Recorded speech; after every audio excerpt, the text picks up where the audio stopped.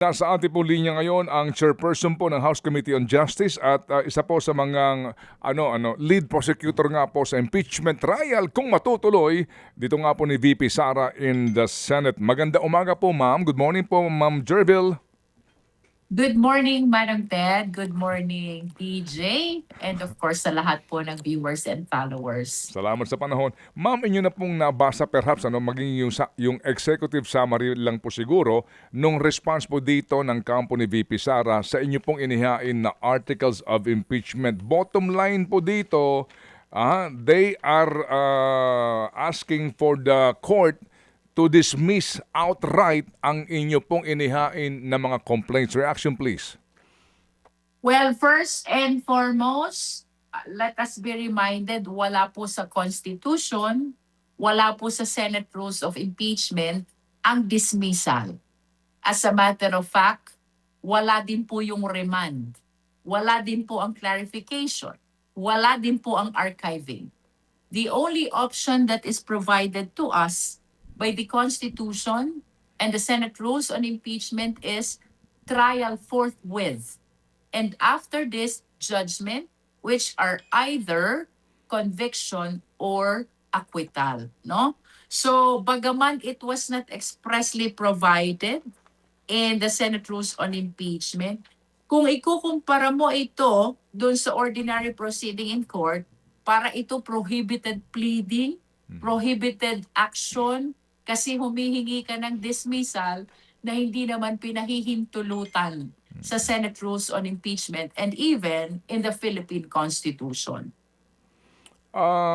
Ma'am, ito pong response nyo dito, reply nyo rito, dapat pa ba kayong manduhan ng impeachment court o ngayon po magkukusa na kayong sumagot doon sa 5 araw na palugit po ninyo? Actually, Manong Ted, that reply is the discretion of the House of Representatives. Pwedeng mag-file ng reply, pwede rin na hindi, no? As a matter of fact, that is the purpose why the 11 prosecutors will be gathering each other today, so we can decide, considering yung naging sagot ng respondent Vice President, ano ba ang position ngayon ng 11 prosecutors, whether to file or not to file a reply. Are you going to decide within the day po, ma'am? Supposed to be, because we are given only a period of 5 days to do that, to file a reply. So, dapat magkaroon na ng posisyon ng 11 prosecutors today. Okay. Ma'am, kung ito po ay executive summary na kanila pong ibinigay po sa media para maintindihan yung mali-maletang dokumento na iniharap nila, pwede ho ba kayo magbigay din po ng summary lang po din sa amin, kung mamarapatin po ninyo, doon sa kanila hong claim, no? Number 1, nagkandak kayo ng mini trial. Pangalawa, predetermined na ninyo. Meron na kayong judgment dito kay VP Sara. Pangatlo, ang inyong mga ebidensya, hindi nyo naman iniharap yan nung una pa. Kinuha nyo yung iba dyan, fishing expedition, at kayong ginagamit na ninyo kay VP Sara na wala siyang chance para sagutin. At may binabanggit pa siya na mali naman yung inyong pakakaintindi ron sa video. Hindi ba? Iba ang konteksto nun, iba ang inyong interpretasyon. At sinasabi niya, wala namang problema doon sa paggamit niya ng confidential fund. Yan po ang kanyang mga argumento po, ma'am. Please, ano po ang inyong sagot doon? Well, my answer to you, Manong Ted, is just a re-echoing of the discussion which we had in the Justice Committee, no? We understand that we are prohibited to discuss on the merits already, but just to re-echo the discussion which we had already in the Justice Committee, most of the issues raised are the same subject matters of the petition pending before the Supreme Court, even during the time of clarificatory hearing during the Justice Committee. One of those is that we were conducting mini trial. Hindi po. What we conducted is merely clarificatory hearing, the purpose of which is to determine the existence or non-existence of probable cause, no? Meron din pong discussion sa Justice Committee about their allegation on fishing expedition. We did not conduct a fishing expedition. what we did is we exercise our compulsory power, which is granted in the House Rules on Impeachment, and which rules is sanctioned by no less than the Philippine Constitution. Maliwanag po sa Section 7. We were authorized to issue subpoena duces tecum, subpoena ad testificandum, for the purpose of determining probable cause. It was not intended to add, to correct, or to supplement what is contained already in the impeachment complaint, the purpose of which is to exercise our function of determining the existence or non-existence of probable cause. No, there are other issues raised as I browsed the answer yesterday, Manong Ted. Binanggit din nila itong invalid referral. Again, this is the same to the subject matter pending before the Supreme Court. And binanggit din nila itong violation of one-year bar rule, no? In conclusion, Manong Ted, we are maintaining our position that the entire proceeding in the Justice Committee of the House of Representatives and in the entire institution are all aligned with the Constitution and the House rules on impeachment. And the Supreme Court decision that was, That's correct. yes, The apo. House of Representatives, Duterte versus House of Representatives, Supreme Court decision. Thank you for adding that. Yes, ma'am. Okay, Ma'am Jervil, ang petsang nababanggit sa balita, July 6 ang start ng trial. Ng court, no, to function nga para ho sa mismong pagdinig na ito. Yun ho ba, formal na ba yun na naihayag? Yan ba'y formal na o sabi lang po sa mga interview? Meron ho ba kayong formal notice na? Manong Ted, yan ang nakakalungkot, no? Kasi itong mga dates na to ay sa media namin naririnig. And to this date, wala po kaming official notice.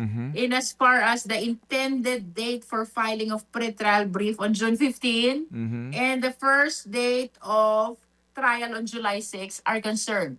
Wala po kaming nare-receive pa na official notice galing sa impeachment court. As a matter of fact, we're looking forward na sana yung lumabas sa media na dates ay magkaroon na rin ng corresponding official notice to the House of Representatives, coming of course from the impeachment court. There's a turmoil going on, in the upper chamber. Ano ito, ma'am?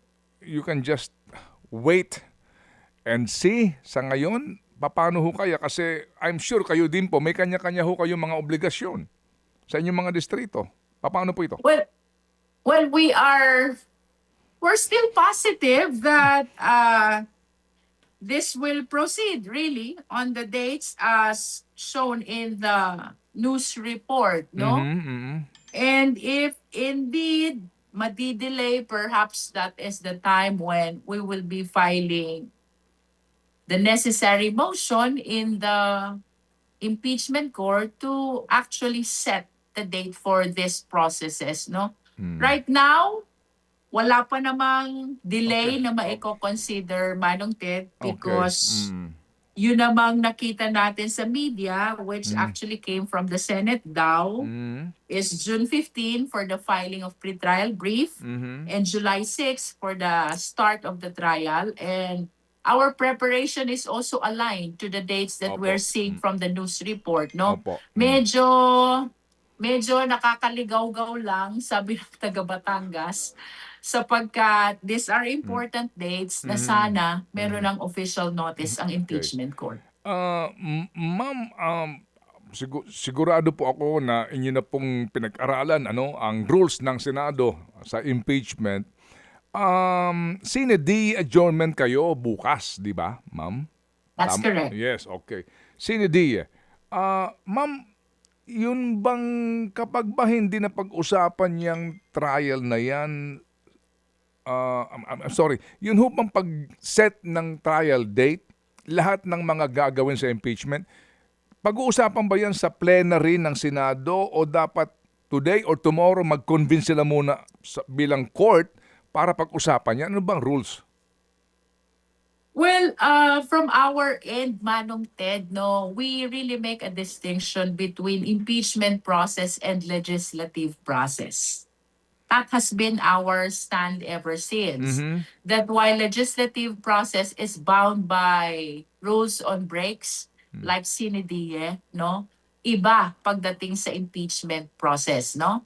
Impeachment process does not make mention about the legislative breaks, which Mhm. for me Mhm. means that we will proceed regardless of these legislative recesses. Opo. Pero yung pag-convene ng court, must that be discussed in plenary on a regular session day? Or they have first to convene na naman into an impeachment court wearing their robes, etc. para sabihin na magko-convene July, etc. etc. Ano ho ba? Meron ba distinction yon? Manong Ted, ang understanding ko, nag-convene na sila eh. Yes. No? That Oo. is why they were able to issue the writ of summons. Mm-mm. That is why also nakapag-oath ang mga senator judges. Mm-mm. So, what will be happening next are just continuation of the impeachment court which they convened already.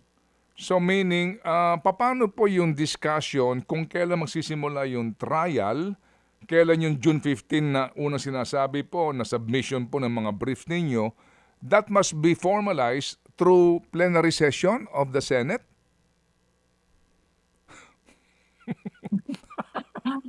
Perhaps perhaps these are administrative matters, Mhm. no? Mhm. Na since may inappoint na silang clerk of court, Mm. which whom I believe is also the Secretary General, si Attorney Joel, kung Aha. tama ang recollection ko. Aha. Itong mga dates na to, personal opinion ko lang, are administrative matters Okay. which can actually be acted on by the clerk of court by Mhm. way of issuing the official notices Okay. to the parties concerned, no?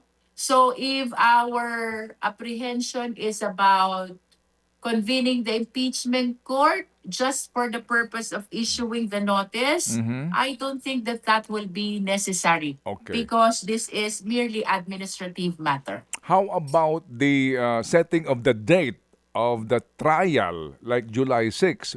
Must that be discussed and voted upon in plenary o kaya na po yan ang binabanggit po ninyo na clerk of court? Manong Ted, the initial date that I saw from the list is Mm. June 15, no? Mhm. That is filing of pretrial brief. And then June 18, Mhm. start daw ng pretrial conference. Okay. Dito sa pretrial conference, Manong Ted, pinag-uusapan din dyan yung mga trial dates, no? Okay. So, we Mhm. are hoping na matuloy itong pretrial conference so we can formally set as well the Mhm. dates of our trial, including the July 6, which is the initial trial date. Okay, sige. So siguro din po mamaya kung sila po ay meron ng quorum o makapag-convene, maganda rin po na ma-raise yung issue niyan para ho maiklaro po ang lahat ng ito. Pwede bang maging mangyari ito, ma'am, kapag ho nagsimula yung trial na meron pong majority senator or sabihin na po natin sino man pong senador ang tatayo at siya ay magmumosyon na tangkilikin itong motion ng kampo ni VP Sara to dismiss outright the articles of impeachment sa pamamagitan po lamang ng majority vote? I wish to believe na hindi dapat. Because first and foremost, wala po sa rules of impeachment, neither in the Constitution, yung option to dismiss. The only option is trial forthwith, which will result to a judgment of either conviction or acquittal. No? Opo. But of course, we understand that impeachment is not purely legal, it is likewise political. In which case, the majority rules on all, if not on some, on most, if not all, matters of whether the Senate or the impeachment court, no? But I hope we will be sensitive with respect to the constitutional mandate, no? Kasi maliwanag po sa rules, maliwanag po sa Constitution. There is no such option as dismissal. Okay. Sige po. Ma'am, kapag po nagsimula na yung actual trial, kung magsisimula man po forthwith, meron ho bang subjudice rule kayo? Meron ho ba doon That sa... is correct. In fact, it is clear in the Senate rules on impeachment na bawal mag-comment on merits of the case, no? Ang prosecutors, defense, senator judges, and even the parties, no? That is with respect to the prohibition. But you are correct also with respect to the subjudice. Hindi din dapat ito pinag-uusapan because this is pending already before the impeachment court, no? With respect to our comments to the answer, we are merely re-echoing the discussions which we had already in the Justice Committee in the House of Representatives. How about the media? Well, the mainstream or perhaps the social media. I don't remember discussion. na kasama ang media dun sa prohibition. What are the parties prohibited are prosecution, defense, senator judges, and the parties to this case, no? Parang wala naman po tayong maalalang nabanggit ang media dun sa prohibition in the Senate rules. Okay. So, DJ Chacha cannot be held in contempt, no? For discussing perhaps, no? Ang mga actuations at mga nangyayari sa impeachment court. Kasi nga... I believe so. I Okay. believe so, Manong Ted. At ang isa pa, no? Of course, we understand that this is a constitutional process. Ito naman, personal opinion ko lang. Importante din na naipapaliwanag ng ating responsible media etong nangyayaring impeachment trial sa ating mga kababayan. After all, this is a power which belongs to the sovereign Filipino people.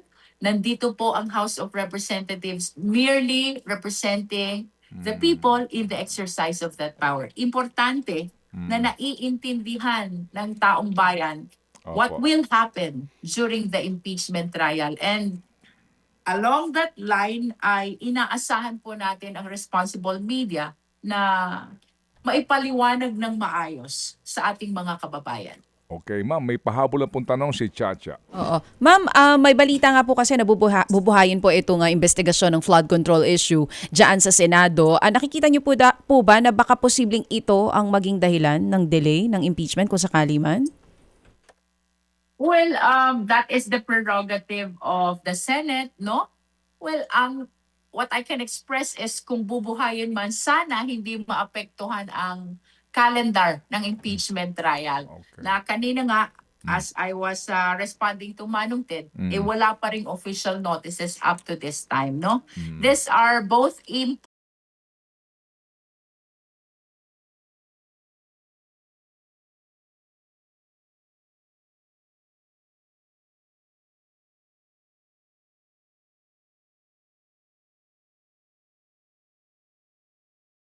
Tanong din, calendar na ito para lang ho natin masiguro ang mga petsa na sa ganun po magkaalaman na so we can move on eventually po sa napaka-importanting isyong pambayan na ito. Ma'am Jervil, as always, ma'am, thank you for your time and Godspeed.